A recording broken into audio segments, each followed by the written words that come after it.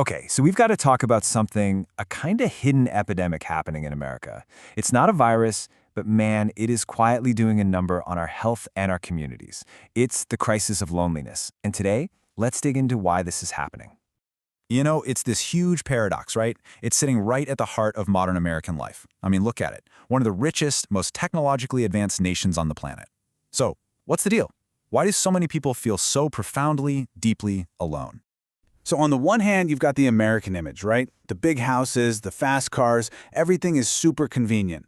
But then, there's what's really going on.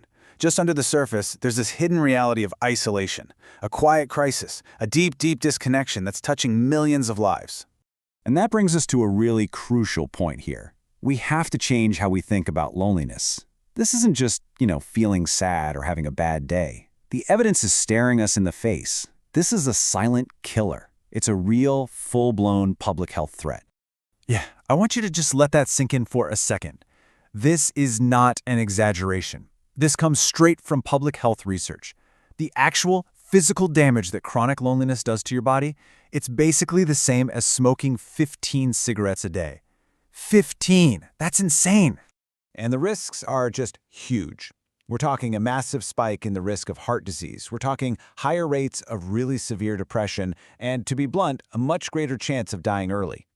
The stakes here, they're literally life and death. Okay, so if it's this dangerous, then where is it coming from? And the answer isn't as simple as people aren't trying hard enough. No, this epidemic, it's actually designed for disconnection. It's woven right into the fabric of modern life. First up, let's talk about the endless workday. The long hours, the brutal commutes, it just drains you physically and mentally. I mean, by the time you're done for the day, who has any energy left for real, genuine connection? Not many of us. And that leads to something else. The loss of just spontaneity. Seriously, think about it. When was the last time you just randomly chatted with a neighbor over the fence? Those natural, easy connections are becoming so rare. Now everything has to be scheduled, squeezed into a calendar invite. And of course, we've got to touch on social media. It came with this huge promise, right? The promise of connection, of bringing everyone closer no matter where they were. But what does it often deliver instead? A whole lot of comparison, a ton of anxiety, and this weird sense of distance. You're scrolling through everyone else's perfect life, their highlight reel, and it just ends up making you feel more alone than ever. And really, the foundation for all this is what you could call the culture of hustle. There's just this constant nagging pressure to be working, performing, succeeding. It's relentless. Even our downtime gets optimized, which crowds out any time for, actual relationships. So when you look at all these things stacked up against us, it becomes pretty clear we need to change the conversation. It's the system, not you. We've got to shift the blame away from the individual.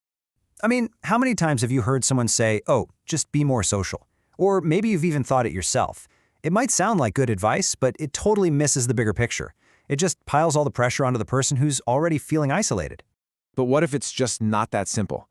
What if trying harder is basically impossible when the whole environment around you is designed to keep you disconnected? And that's the real takeaway here. This isn't a personal failing. It's a systemic problem.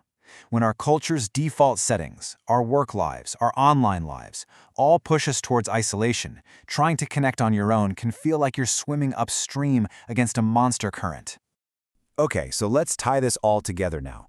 This isn't just about feeling lonely. This health crisis connection is huge.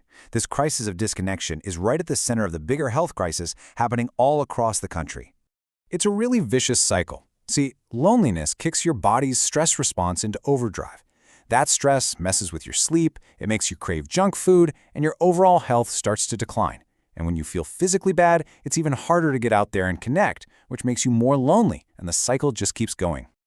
This link between our social lives and our physical health is absolutely critical. And that's exactly why, next up in our series on why America is getting sicker, we're going to tackle heart disease, the #1 killer. Because all that stress from being isolated, it's not just in your head. It's a real physical force that's contributing to the very diseases that are cutting our lives short. So, I want to leave you with this final question. Is our modern lifestyle actually the biggest threat to our health? I mean, we worry so much about what we eat or if we're getting sick, but what if the whole system we've built is the real problem? What if the way we live today is the single biggest threat to our health? It's a huge question and one we'll keep exploring.